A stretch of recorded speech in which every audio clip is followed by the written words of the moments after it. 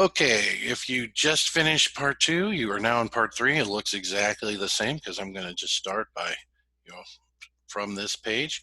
So what we're going to do is move this information to the final diluted EPS calculation page and go from there. So let's see, the per share effect. We can just, now these are typed in right here.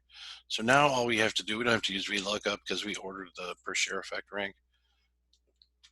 But we do have to know what we're looking for. Okay, I'm going to actually put the per share effect in here. And it'll go down. Get you the clicky thing. Okay, and let's see, income to common is right here. And I think the change is right next to that. So we go like that. Pop up. Pop up. Okay, so that is just information in the right order from the prior worksheet. Okay, and all we did was reference the prior worksheet. Here is the new work we're going to do. So the first row is basic EPS, because basic EPS is the foundation for diluted EPS. If all of the potentially dilutive securities are in fact anti-dilutive, basic EPS can also be diluted EPS, okay? So what you have to do is create a new numerator, a new income attributable. So you take the prior one and add it to the change, which is 0. Slide this over. So we took the 22 million from basic and we added the 3 million weighted average shares due to the warrant.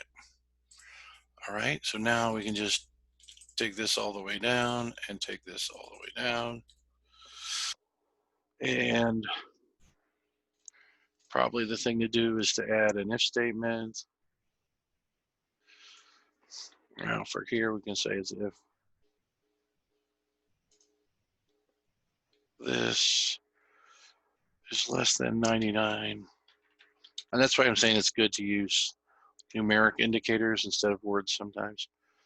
If it's greater than 99, then we're going to write a blank. We need it to be empty. And I'll show you why in just a second.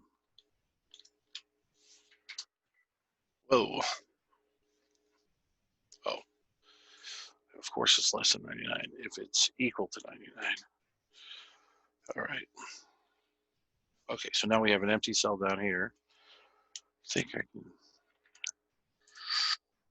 C5, I should have made that absolute, but well, that'll work. Okay. And this one will work.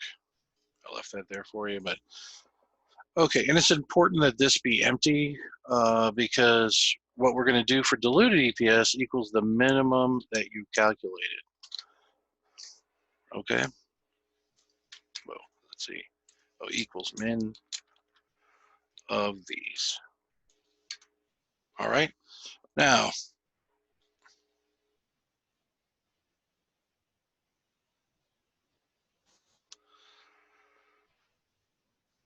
okay, so notice that each preferred share or each per share effect is below the previous diluted EPS.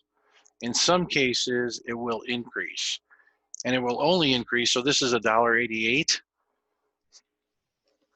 If this had been higher than $1.88, it wouldn't have gone down, but may have increased. So the last step is, did you notice if your increased why? Well, this didn't, and it didn't because all the per share effects were below the prior one. But let me see, I think if I change this to cumulative, we'll have the larger, see if it's working.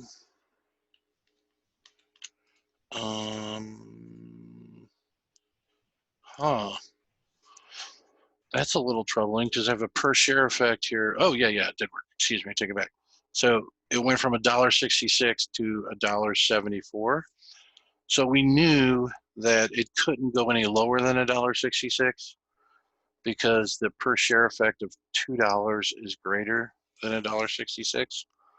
So if you're doing this manually and you have this per share effect, you could stop here. But you could also just do all of them and pick the minimum, okay?